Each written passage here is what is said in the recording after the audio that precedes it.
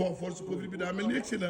ndeysaan man de waaye dafa ñëw ne Alaaji Mansour ma ne ko waa mun ma damaa bëggoon ñu pigiir la ma ne ko pigiir de ndeysaan sa dëgg-dëgg est-ce que doo ko simile waaye keroog bi ñu jox man lépp dama koo simile xaalis bi sax da koo simile rek après ma jox ko mu yóbbu garmi mi laa ko teg ci loxo booy la mosuma la wax booy waaye naa tàbbi ci loolu de. man nga naan booy waaye booy nga naan ma la wax booy booy nga naan booy Mansour ma naan booy Mansour booy Mansour.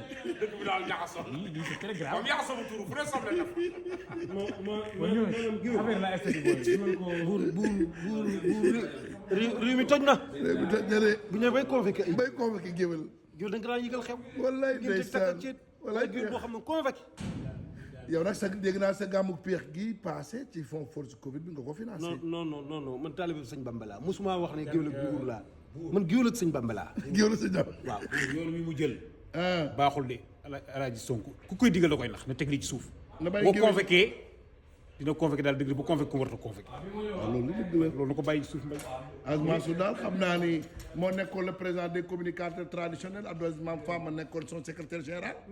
dama wax ni fu nu wooyaañee Alaaji Aziz nag le président kon nu mu war a def. ñu war a woote après. ah oui. wàcc ngeen de ah nu ñu ñaar wax ñii bi ñu leen tuddee seytaane genn gi rajim bu defee ni rek wàcc rek yow foog nga wuyu bi ñu procureur. demee màkk damaa yóbbu bi ñu demee màkk damaa tiit ma ne ay waay bi naan bëre bi dafa gémmantu rek dama gëmënti woon.